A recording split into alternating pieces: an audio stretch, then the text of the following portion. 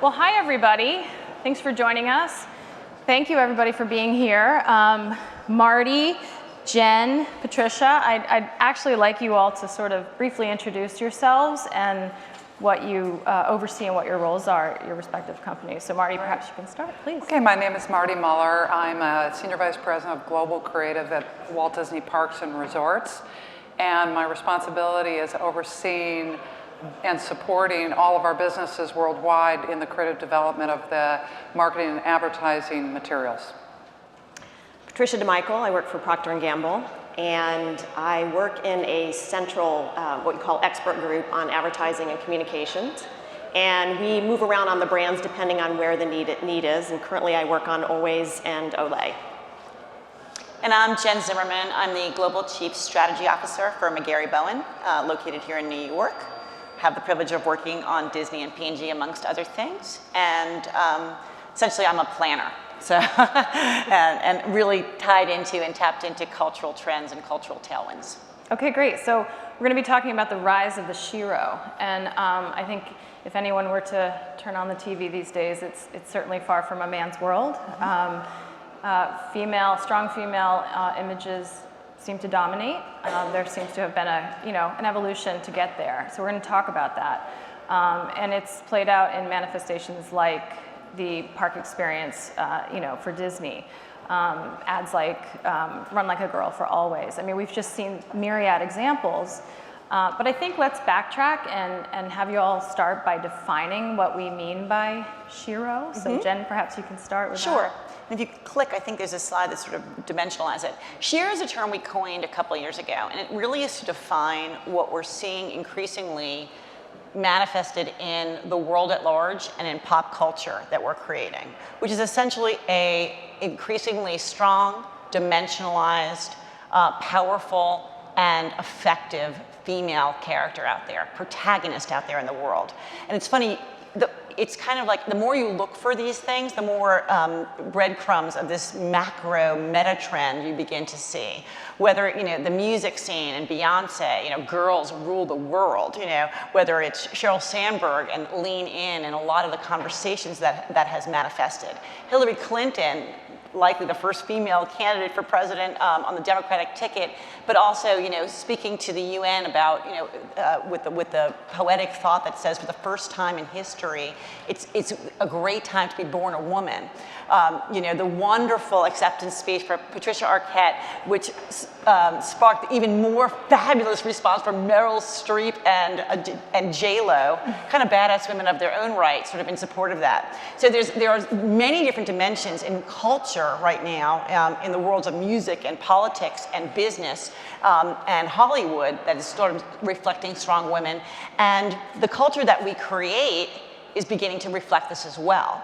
You'll see, whether it's Olivia Pope, my personal favorite, of Scandal fame, the good wife character who started out as a woman spurned, who is now running for office in her own right, whether it's, Madam Secretary, or even Game of Thrones, which is a fascinating genre. The female characters there, which are all sort of traditional female archetypes, whether it's, mother or whore or sorceress or tomboy or, good girl, they've all been dimensionalized in a really wonderful and exciting way. So it's really an incredibly interesting time in culture, and it's an incredibly interesting time for marketers, because increasingly, if you're marketing to women, you need to do, and women control 85% of brand purchases in the United States today. By the way, there's only 7% of creative directors are female, so using the math. But it's a really interesting and challenging time to get it right and begin to sort of lean into some of these trends. Yeah, absolutely. There's such an aspirational component to it. Obviously, I don't watch Scandal yet, but it's I awesome. plan to. But I asked somebody, a friend of mine who is a regular watcher, I said, well, what do you love about it? And she said, well, Olivia Pope is she's the woman I want to be. She's just so fearless and so. She's got great clothes too. Amazing and good clothes. But Jen, perhaps you can then, from that point, also just share briefly, the kind of the correlation between the rise of the Shero and sort of what's also been happening as far as the sitcom dad. It's really interesting. You know, post-recession, we've seen a lot of the gains that women have made, and they've been very significant financially, economically, politically. Remember, women have disproportionate voice in social media. A lot of her gains have come at the expense of men. And I think if you need a cultural, you know, signpost around that, you only need to look at what has happened to the poor sitcom dad. He's declined precipitously. From Father Knows Best, can you imagine creating a show today called Father Knows Best? There'd be an uprising, you know, to Robert Reed and the Brady Bunch, you know, Dr. Huxtable on Better Days, but really beginning to see the decline through Al Bundy and the hapless Ray Romano and all the way to Homer Simpson and the Family Guy. Culture is beginning to reflect men not as the dude in charge, the man in charge, but increasingly as a more hapless, kind of incompetent, sort of bumbling creature. At the same time, if you contrast that to the Disney princesses, you know, as an archetype, you've seen a fundamental shift as well, but moving in the opposite direction from, you know, Snow White and Sleeping Beauty, poor girls, they literally slept through half of their narratives. They're the title characters, and they were asleep for half of their stories. Two wonderful stories that my children connected to, whether it's Ariel or Pocahontas or Mulan, which were women trying to make it in somebody else's world, to the fabulous Ginger Merida, who was who was the first female character sort of to question, you know, who had the right to her own hand. She did. It's also the first narrative where there was a mother in the story. She was a bear for most of it, but, you know, she was in it. And then to what is the phenomena of Frozen, which is really a story about sisterhood and the power of women to shape their own destinies. So it's really interesting. You know, there's something fundamentally different going on. And again, as marketers and as advertisers, and those of us who help advertisers, we really need to take notice. So, I mean, we're gonna loop back to show some Disney work in a bit. But talk about this. I mean, from a marketer standpoint, how are you sort of, and again, we're gonna show your work in just one second as well. How are you sort of addressing this, you know, this sort of dichotomy or this shift that's happening? Yeah, no, it's interesting because we talk about, you know, women's buying power increasing, but I will say, you know, for P&G, women have always been the key decision makers in the products that we sell. So it's not been a shift in realizing her influence, it's been a shift in how we talk to her. It's been a shift in how we portray her. It's, you know, it's been a shift in what is aspirational, you know. Sure. So it's been more how we execute against, you know, trying to get her to understand we can deliver great things for her with our product. And I don't know how quickly you want to go into the spots, but it's interesting. That kind of we can covers. show. Do you want to see? I'll set it up then. That covers the gamut from, you know, a regular 30-second TV ad and how does mom look in that ad, all the way to, if you really think about the purpose of our brands and the fact that they serve women, you know, how do our purposes help deliver against a greater thing for women, against empowering women? And I think the one thing I want to hit on, because it's probably been our biggest, it's the biggest challenge, is how do you do that in a way that's really organic and it just feels right for the brand. It's, you know, admittedly, I won't even tell you the number of creative presentations I've sat in where we've seen a great female empowerment ad, but it really has no right to be on the brand. And the reason we see it is because our brands go to the agencies and they say, I want my Like a Girl, let's do Like a Girl for my brand. And what we get back is great creative work, it just doesn't belong on the brand, to be honest with you. So, Like a Girl is a different story. And let's go ahead and show it, and then I'll talk a little bit about it.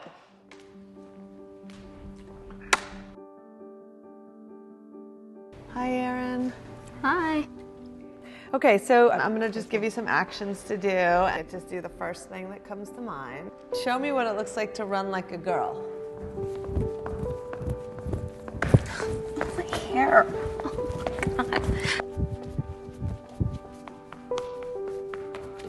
Show me what it looks like to fight like a girl.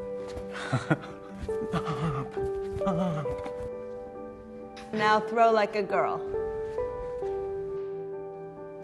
Aw. My name is Dakota, and I'm 10 years old.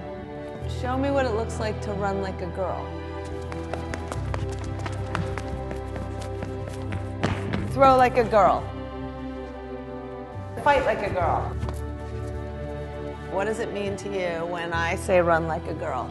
It means run fast as you can. So do you think you just insulted your sister? No. I mean, yeah, insulted girls, but not my sister. Is like a girl a good thing? Actually, don't know if it's a bad thing or a good thing. It sounds like a bad thing. It sounds like you're trying to humiliate someone. So when they're in that vulnerable time between 10 and 12, how do you think it affects them when somebody uses like a girl as an insult? I think it definitely drops their self-confidence and really puts them down, because during that time they're already trying to figure themselves out, and when somebody says you hit like a girl, it's like, well, what does that mean? Because they think they're a strong person. It's kind of like telling them that they're weak and they're not as good as them. And what advice do you have to young girls who are told they run like a girl, kick like a girl, hit like a girl, swing like a girl?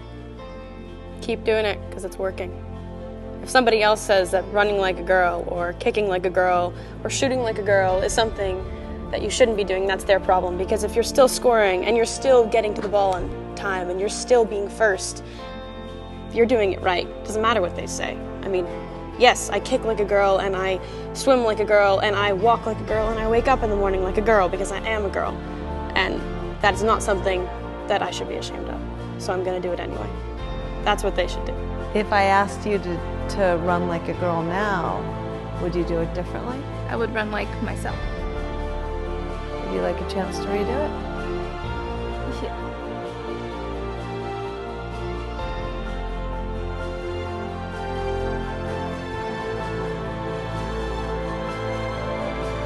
Why can't run like a girl also mean win the race?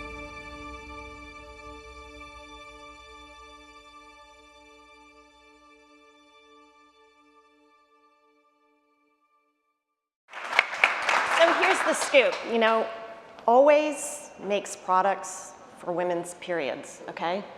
We are about women, okay? We can't be about men. It is innately who we are, all right? And it felt right for us to go out and do a female empowerment message. Secondly, we talk to girls entering puberty all the time. We provide products for them. We market to, that they're our point of market entry. So they see us, they know the brand. So again, it doesn't feel odd for us to come out with a message like that. And I remember once we saw I should step all the way back. Let me step all the way back. The other thing I think that worked for this is that, the brand purpose is all about giving her confidence. And the brand leader at the time went to Cannes, was totally inspired by some of the purpose-driven work he had seen. We, in parallel, had done this survey that showed that, and there was a lot of work out, that showed that a girl's confidence plummets significantly during puberty. And the brand leader came back and he said, I have one challenge. If I just stop one girl from losing confidence during puberty, I will consider it a success, which is probably one of the best challenges I think you could give an agency, you could give a brand, and we don't get those very often, but it was very clear and it worked really well for the brand. And I remember once we had seen the idea, and this is one of those ideas where you see it and you're like, oh yeah, this is it. I mean, I got chills, I got a little teary-eyed. We love it when that happens, by the yeah, way. it's just, I did, and Always yeah, a good sign. It was. It doesn't happen often enough, but it was. And because of the bandwagon effect, we were seeing other brands come out, and I remember, because we were still developing it and figuring out what the executions were going to look like, et cetera. And I remember every time one would come out, we'd be like, oh, another brand. And then what we'd say is, no, but this is us. Right. This is something Always can do. And it really, again, it just was intuitively right. And I think that's genuine. It came from a genuine place on the brand. The challenge was genuine. And you feel it in the execution. You really do. Right. Another example, and I was going to go ahead and show. Yep. I don't know how many are familiar with all the Thank You Mom work. One of the finalists is a third installment done for Special Olympics. this past year. And what's interesting about that work I want to bring up is that it looks at hero in a little bit of a different way, okay? So, you know, a lot of this other stuff is making women realize what they're capable of and breaking down barriers that are stopping them. Mm-hmm. What the Thank You Mom series does is it's about recognizing that the more traditional things that mom does are really heroic. And that was the starting place for that, you know, with the Olympics as the backdrop, which was a perfect backdrop, but it was a little different approach. So it was reframing what moms do and helping people understand how heroic it is, what amazing things she does. So let's go. Well, and it's interesting, real quick on that point, you know, it's almost like there's two things happening. There's sort of bolstering that confidence and sort of playing into the sort of the aspirational qualities and sort of the positioning brands as we can help you be better, you know, we can help you reach your goals, right? We can help you attain all those things that you dream about. And then there's also the celebrating what they currently are. Another example I would arguably say is the I'm No Angel campaign from Lane Bryant, which obviously embraces women in all their many shapes and forms and says, you're good, this works, you know what I mean? So again, I think that's sort of those two things at play, both of which feed up to the Shero concept. Yeah, so. And Hallmark did the same thing last year with The World's Toughest Job, where they really, again, reframed and made you see mom's role in a different way. And it was a big aha when you saw that video. Again, it felt very good coming from that brand as well. So here we go with the example of the celebrating, right? All that moms are.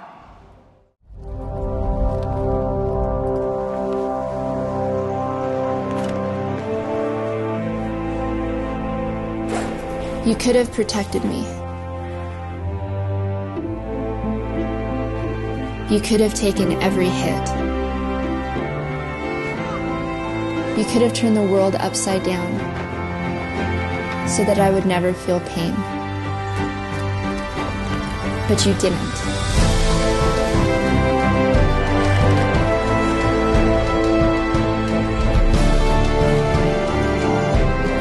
You gave me my freedom. Because you were strong.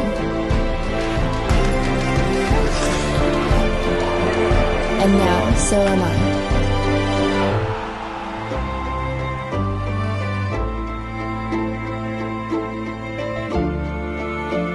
P&G, proud sponsor of moms. So for me, the big theme here is that, you know, how genuine it is and how innate it is to the brand.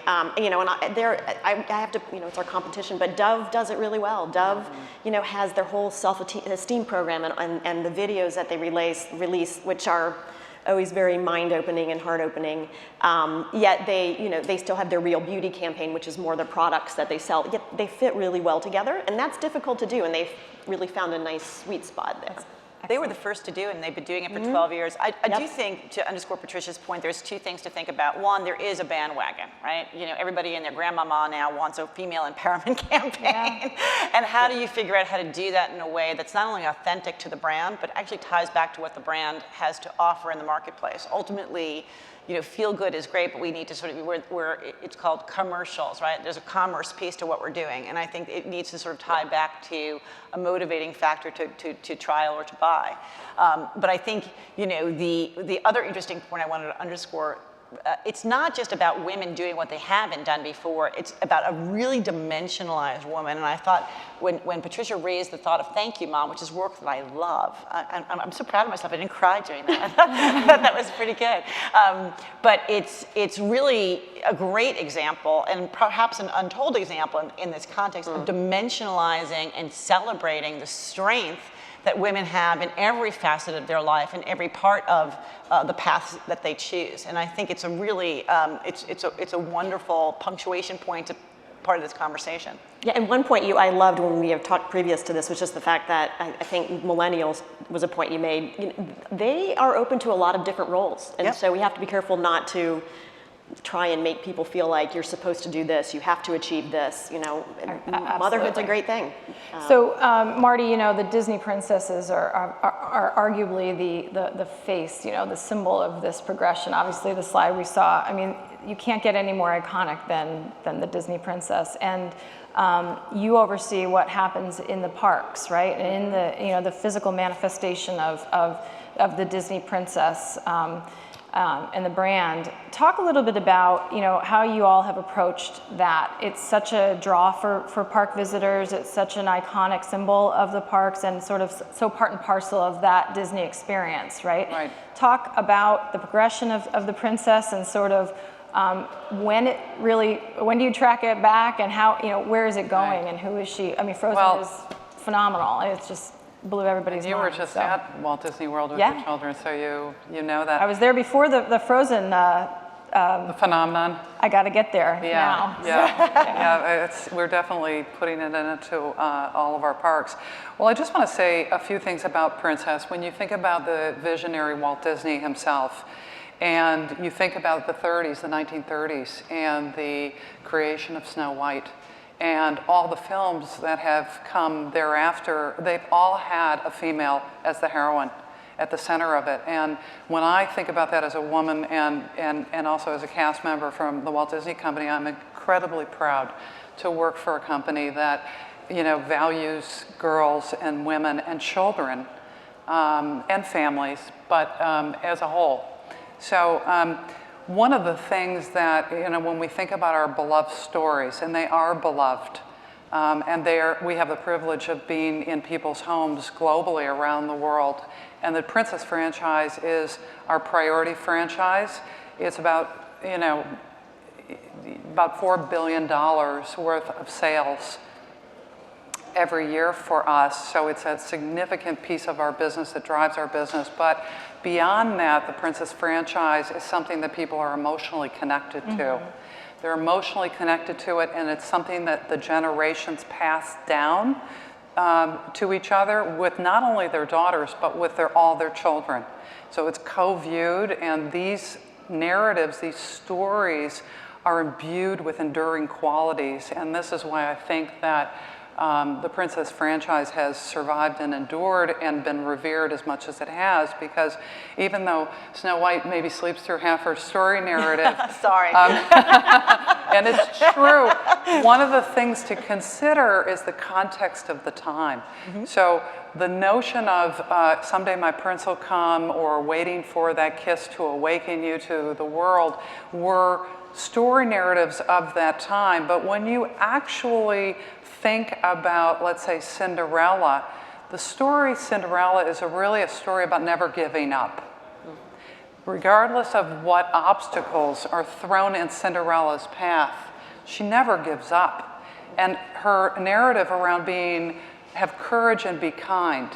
These are teachable moments that moms are looking for their children. It helps the mothers and the fathers be able to have a dialogue with their children when the children are watching the story narratives.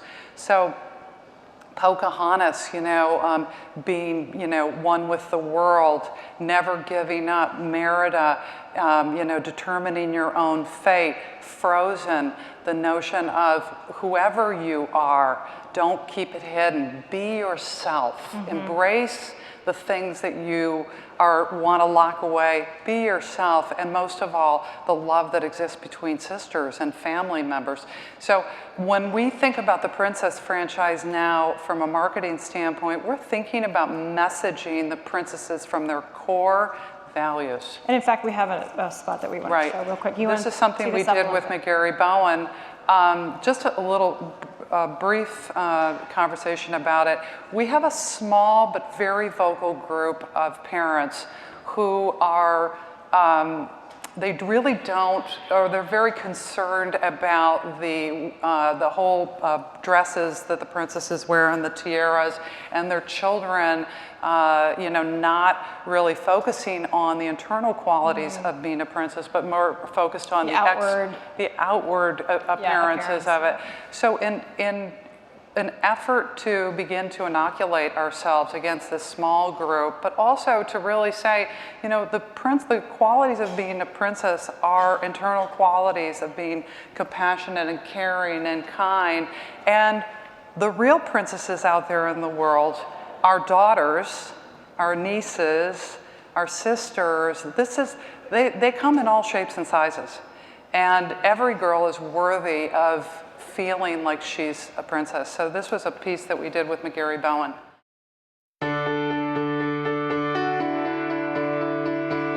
am a princess. I am brave sometimes. I am scared sometimes. Sometimes I am brave even when I am scared. I believe in loyalty and trust. I believe loyalty is built on trust. I try to be kind. I try to be generous. I am kind even when others are not so generous. I am a princess. I think standing up for myself is important. I think standing up for others is more important. But standing with others is most important.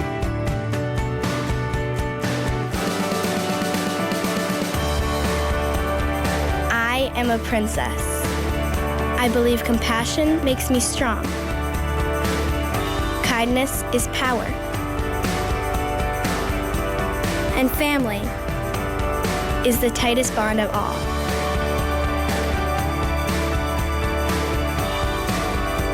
I have heard I am beautiful. I know I am strong. I promise. And when I promise something, I never, ever break that promise.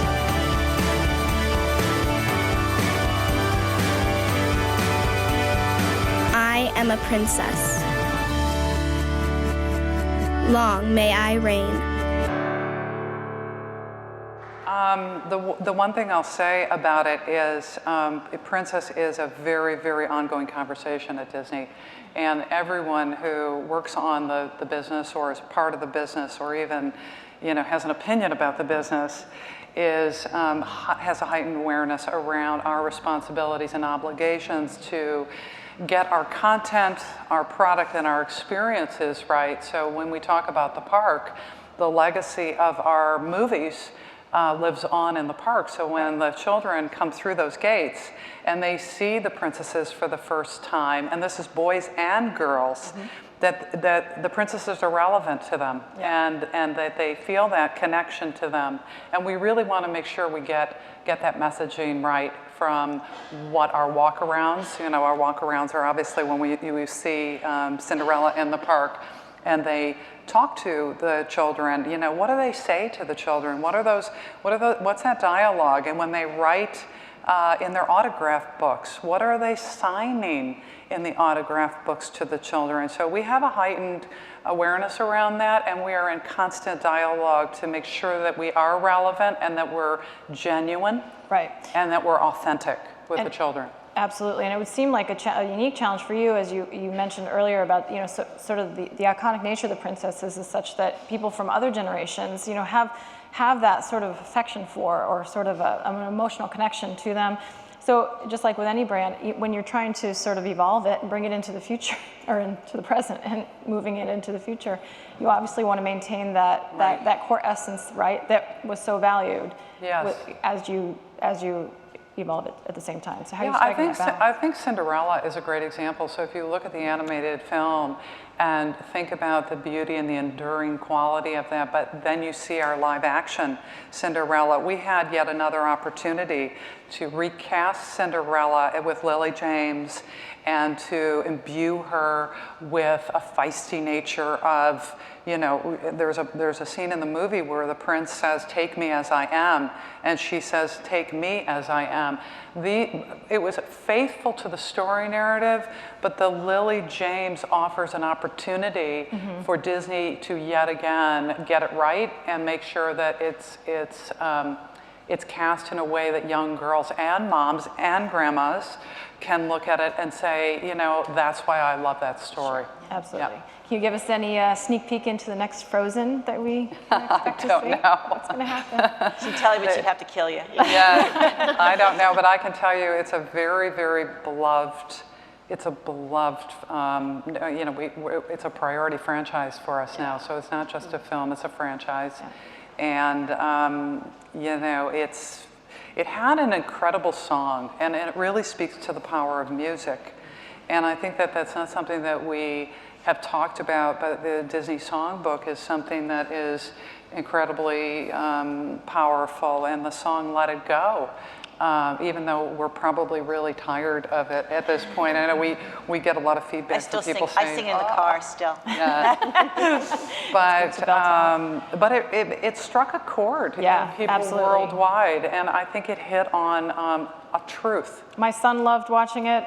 My daughter loved watching it. I loved watching it. I mean, it was just sort of it struck a chord for everybody. Clearly. We were down in the park, and we were shooting a research video, so we asked the children, what are your favorite characters? And we came across a little boy, and I thought he was going to say, you know, Captain Jack Sparrow, and he said, Elsa. Yeah. And I said, really? Well, what about Elsa did you like? And he said, I like the fact that she let it go. And then he said, would you like me to sing the song? And I said, sure. And I have it on film in the highest, purest, sweetest voice. He was probably 11 years old, 10, 11 years old. He sang the entire song. Yeah. And it really struck me as we have such a responsibility with our Princess franchise to be inclusive of all children and to make sure that, that we remember that from a marketing perspective. Well, that's a great point, because increasingly the image of women we're putting out there, it's not as a female role model. It's as a role model, you know, of strength and of dignity and of courage, you know, and I think, you know, one can only dream, but you sort of create, you know, the goal is not to create stronger women, it's to create images of stronger people that sort of lose the gender stereotypes that we have so often fallen into. Now, I would argue really quickly, though, are we losing, what's coming, you know, is it all this coming at the expense of men? Because, you know, you look at, for example, with all due respect, to anyone associated with the brand, Clorox had the ad where, you know, the woman comes home from a busy day and there's her husband with, you know, the naked baby on the counter and playing with the raw chicken on the, you know, it's almost like we're heightening, in some cases, we might be heightening the profile of the woman while perhaps demeaning in a, you know, tongue-in-cheek way the man. Let's talk about how we need to be cognizant of that, so that. I mean, there's a lot of work out there. You know, that hashtag #HowToDad, which I personally think is hilarious for Cheerios. It's beyond hilarious. But it, you know, it's for the first time you're seeing, you know, male empowerment. It's almost like an oxymoron, given sort of the history that we've lived and the society that we've lived in, at least that I grew up in. You know, you're seeing Viagra. We did Viagra work, was like, you know, this is the age of man. They've now evolved to female spokesperson purring at the camera for Viagra. I'm like, wow. You know, there's, you start to see, Ty did some work where, you know, the dad's, you know, stressing about laundering his princess, you know, his daughter's princess gear. You're starting to see ads that look to dimensionalize men and sort of bolster men in what historically have been more traditional roles. I do think there's a bit of a blend and a bit of a blur. And I think the next conversation that we're going to be having as marketers and as cultural strategists and observers is, how do we find a way to create you know, to sort of be more mindful about the image that we create around men and the communication, the same way we are about women right now, because we, you know. And I think the key is, you know, initially a lot of it was, it always felt like it was tongue-in-cheek, and I think we're starting to lift ourselves out of that. I think, you know, the Tide work, it's showing dad doing laundry, playing princess, braiding, you know, his daughter's hair, and all in a way that kind of celebrates it and says, yeah, matter of fact, that's just absolutely fine. I think the Cheerios work is awesome. It's hilarious, but it really celebrates what dad does. Same thing. It's very, for me, parallel to Thank You Mom in that fashion. And even Clorox, it's funny, the latest spot they have, which is for some dust wipes, they've kind of taken out the component of tongue-in-cheek. He's more this, you know, spokesperson for the brand, and I thought that was an interesting evolution of their advertising. Absolutely. Yeah. And I don't know if it was intentional, but. So, bringing us down to earth a little, what's the ROI on all this? I mean, talk about what were, you know, always sales, you know, after that ran in the Super Bowl, right? That was where it originally. No. Where was it originally shown? It was originally came out last June, and there's an interesting story in that. Typically, you know, we're always like, what's the next execution? What's the next ad? And you know, we got to Super Bowl time and said, why should there be another one? Right. I think part of being genuine is staying really consistent with your Okay, message. yeah, And so then it came out absolutely. on Super Bowl. And What kind of so how are you watching and connecting the dots? you know, we look at sales. We do, and I'm not going to give you exact sales, but we look at it and we expect to see an increase in sales. Absolutely, there's a longer-term equity build, but we look at sales. Yeah. You know, we don't. Yeah. Yep. Yeah. Can you talk a little bit about that? Disney, you know, as far as Disney goes, you know, what kind of, what metrics are you paying close attention to? And Well, making I sure think, that this I work think pays that, off? you know, obviously, you know, we're a for-profit company, so we do look at sales, but more in terms of this conversation, it's about being relevant. Yeah. And when we look at our brand across the globe, it's really important that we be relevant, and relevance will turn up in sales. Exactly. So we are constantly you know, aware of and toggling and discussing internally all of our franchises and all of our properties across the globe to make sure that we're messaging it right, the content is right, the delivery mechanism is right, the in-home experience is right. There used to be a point where, you know, it was all about the brand. Now it's really all about the consumer. Right. It's really about when we put the consumer at the center of everything we do, we get it right.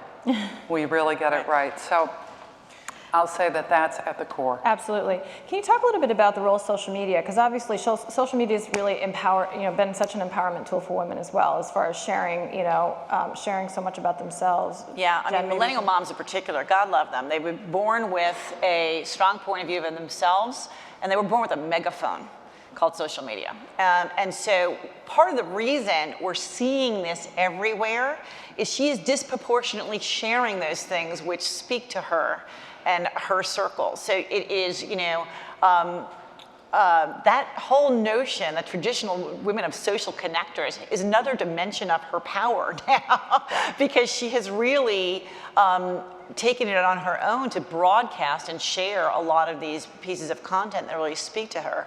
Conversely, cautionary tale, she's quick to comment when things are off or somehow, you know, awry. So it's, I think, increasingly in the battle for the hearts and minds of consumers in this brave new world where, you know, they are more in control of the content than we, and they are more in control of the brand than we, I think work that finds the balance between cultural relevance and a very strong and ownable brand point of view that can speak to a truth and be shared is not only ROI positive for a brand, but is generally positive for brand equity over time. It has short-term and long-term gain, but I think social media is a huge part of it. You know, she disproportionately shares. So, God love Tricia, her. I was just going to say, I mean, we need her to share. I mean, we can't afford to go out and invest a huge amount, you know, in messages that, you know, are all just female empowerment. We need her to grab onto it and say, this is worth sharing, you know, whether it came from the brand or not, this is worth sharing. Tell the story of Like a Girl. What was the kind of, you know, what sort of response did you get? Who was responding? I mean, well, it was immediate response, and across the board for women, the sharing was incredible. What I will always go back to is you have to start with some investment to get the fire started, to get the spark, and you know, once you do that, then you let it go. I think the reason I say that is we often, we basically say you can't post and pray. You need to invest, okay? Because just so enough women see it, and then if it's good stuff, and if it's you know, if it's relevant, and if it really resonates with her, she'll take it and she'll run with it. And what it does is it sets a very high bar for us. It's really hard to come up with that kind of work. It really is. But when you do, it's awesome. I just want to open it up and see if there's anybody out there who has some questions for our panelists. Sure, right here. So I love hearing what you guys are talking about, and really from my perspective, what you're talking about is the fact that feminist attitudes are now mainstream. And none of you guys use the word feminist, so I'm just wondering why not? Why? I don't know, it's not even conscious. You know, it's, because I think it's feminism is a gender term, you know, and I guess I don't know. It seems like an older phenomena that we're advocating women versus men. I think the Shero trend, as we're describing it, is advocating the power and dimension of women. It's funny, I read a thing, someone posted it to my Facebook, I was so flattered. It said that the new trophy wife is Amal Clooney. It's accomplished and increasingly, beautiful and fabulous and stylish, but accomplished in and of her own right.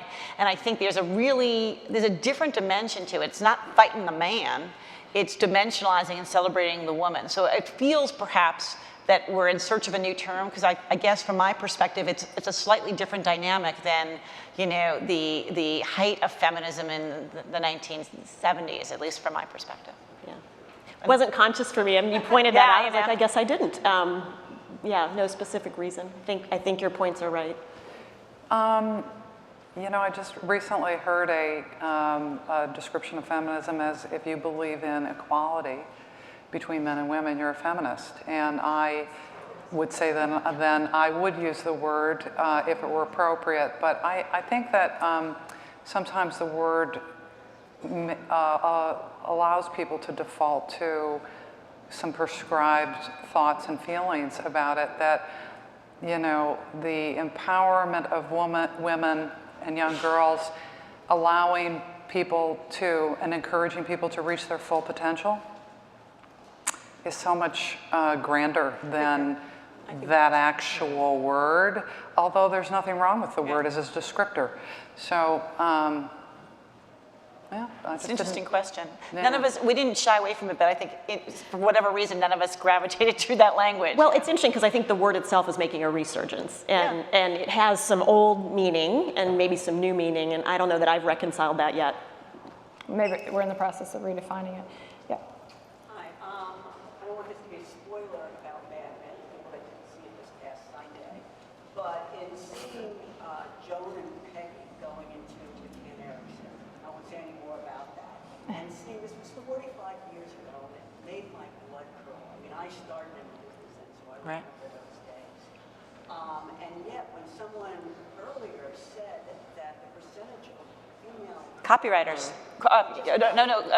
creative directors, 7% in our industry still. Yeah. I find that 45 years after that happened, and with everything else that's going on in politics and technology and the corporate world, why in the advertising business are there only 7%? That's a great question. I think, if you look at Sheryl Sandberg, I had the pleasure of hearing her speak like the day before her book was published years ago at a Rising conference for women, and really speaking about the statistics. It's not just advertising, it's corporate America.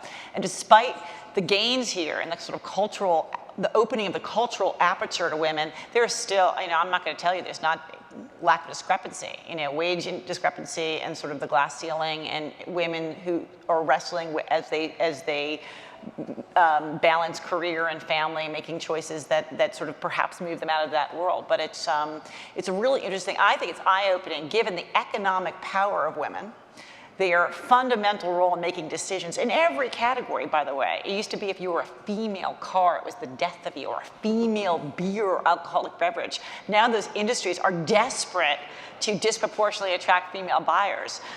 So a lot of those old taboos have fallen away. And it's not to suggest that men can't write for women or women can't write for men. I was the planner on Viagra, and I personally have never taken it. But it's just to say that you need to have a broader sensitivity to those audiences and a broader understanding of who they are now and today. But it's, there's a lot of dudes. The good news about Peggy and Joan, though, they would have the hell of a lawsuit on their hands today.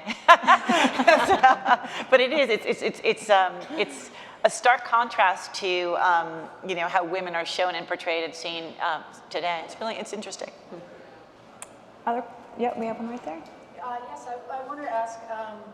A lot of these women empowerment commercials, things that we're seeing, characters, they are focusing on their strength and like they can, shoot bows and arrows, and they can ride race cars. And what's being done now about body image, about that sort of acceptance, not only that you are equal to man, but also you can look like you do and still achieve all these things. Like Elsa and Anna are still incredibly skinny and beautiful.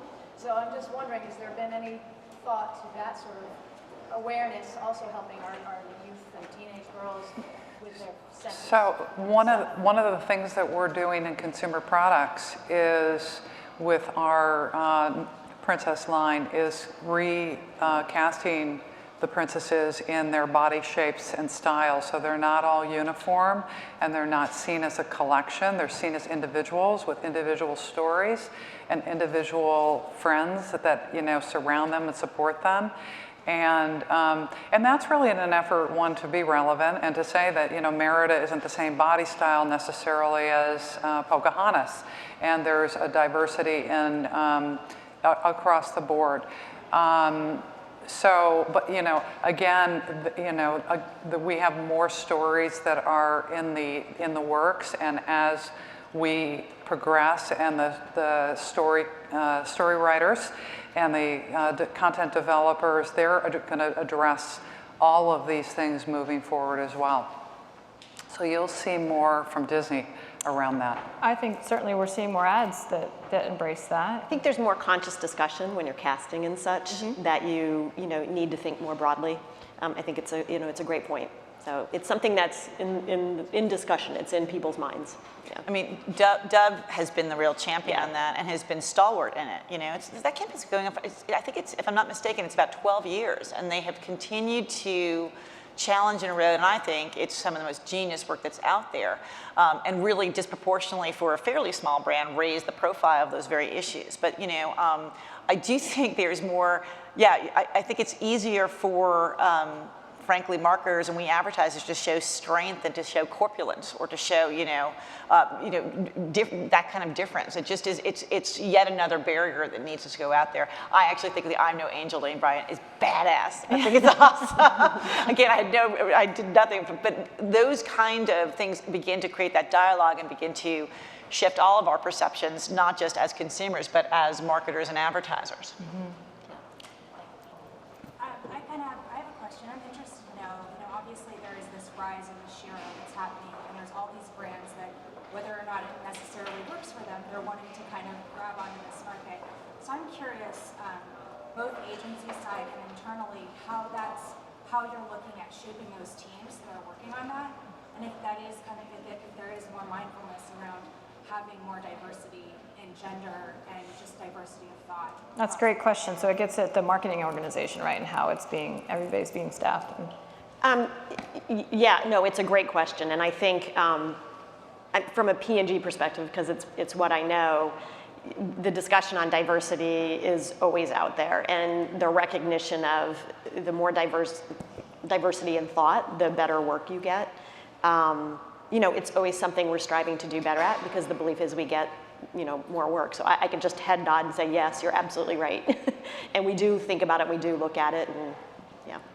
I would say as content creators, if you look at Disney Junior and you see roles like Doc McStuffins, which is an African-American young girl who is a doctor, this was very purposeful. In fact, I was told last week when I moderated a panel that story originally was created to be a Caucasian male being a doctor, and the Disney Channel executive said, would you consider making it a female, and would you consider it being African American? And Doc McStuffins was born. And Sophia the First, another, look at diversity. And so diversity, inclusion, ethnicities, all types of background, gender, breaking gender and sexual stereotypes, all of these barriers, if you will, are things that we're constantly looking at to push forward. For someone like ABC, it's a little easier to be a bellwether at first if you think about Ellen and Scandal and a lot of the show content that ABC is currently doing and has done historically. When you get over to the Disney side and you think about Disney Channel, yes, there is a huge play and a huge push for diversity. Some of the gender and sexual stereotypes are a little bit less appropriate because we're in a 10-year-old arena, so we don't really kind of deal with that, but there are baby steps, and believe me, there's a lot of discussion around, again, being relevant to children today and the things that they're going through. I think from an agency perspective, you know, our struggle is the same on a more meta basis or more macro basis, which is like, how do you get the fewest number of most diverse thinkers in a room to solve the problem, right? Which is my ongoing struggle. And it's female, it's sort of, you know, it's gender, it's racial perspective, it's socioeconomic perspectives. It'd be nice if people left Brooklyn every now and then and sort of said like, wait a minute, there's the rest of the world out there, you know? And so I think it's digital and traditional. It's trying to bring in diversity in all its forms in a manageable way from an agency perspective. And I think I would certainly acknowledge, and I think you would too, we've got a long way to go on all of those fronts, but just more consciousness about making sure those points of view are represented and brought forward. And I think once you start thinking about it, it does sort of open the aperture for, you know, it does shed light on some of the things that you're doing inadvertently. I think, anyone else have a question? So where do we go from here? If we were to sort of come back here, let's say in 5 years, what would we be talking about? What would be some examples of creative that were reflective of, you know, where the evolution had gone? That's an interesting question. Look into your crystal ball. I think we might be saying, damn, I wish they'd get off the Shero trend because I'm so sick of seeing it. I'm a little worried about the bandwagon. I think the most, right now I'm getting inquiries, and I won't name names, but from brands, we'd like to do something in this topic, and my question is why? Yeah. And with what genuine asset? I think that the more of this kind of work that we see, it's good for culture, but it's not always necessarily good for brands. I think P&G and Disney are well chosen. They have found very authentic, very endemic, very ownable points of view from which to sort of advance this perspective. But I think there will be a preponderance of these kind of things, and I think we need to be very thoughtful and choiceful about not just what we do for brands, but how we do them in a way that feels really, that it's born of the brand's DNA, not just sort of a me too in an increasing sea of go woman, go. Right. And I think we'll see other categories too. I mean, certainly CPG, you know, Disney is a family brand. I mean, but Wells Fargo just came out with that campaign, I guess a couple weeks ago, you know, featuring a same-sex couple who's going to meet their daughter that they're adopting, who's hearing impaired. I mean, I think we're going to start to see that kind of reflection, not just for the go-to brands that you would expect to see that from, but from all different categories. Yeah, and you know, I wonder, I don't know how long it will take, but obviously someday you want to get to the point where this isn't even a discussion. Absolutely. You know what I mean? Where you just kind of say, well, of course. But you've seen the ball being advanced by brands that traditionally speak to mom, right? And speak to the family. So, you know, both Disney and P&G are good examples of that. I think increasingly you'll see financial services, which has always been more male, you know, automotive, spirits, you know, beer. These are like, you know, the bro categories will increasingly need, you know, Under Armour was a real pioneer, you know, they don't have a women's initiative, they have their brand campaign, I will what I want. They just happen to have chosen Misty Copeland, the principal dancer for the American Ballet Theater, and Gisele Bündchen, supermodel, as their performance spokespeople. So, you know, traditional performance brands and those kind of last bastion male cave categories, I think you're going to begin to see a greater acknowledgement that women are the drivers, no pun intended, of those categories as well. That's excellent. I would say that our messages really start internal facing, and then who we pick as our trusted partners. So I would like to see in 5 years a fully diverse and fully rounded out client base. And that's something that, you know, at Disney that we continually are looking at and looking to expand. But it starts internally. Yeah, absolutely. You know, it starts internally. And so when we get that right, we pick our trusted partners, and our trusted partners are also a diverse group of men and women that bring a wealth of different experiences to the table, and that is reflected in the work. That's how great stuff happens. Excellent. Well, listen, thank you all for being here. Please join me in thanking the wonderful panel. It was a great conversation.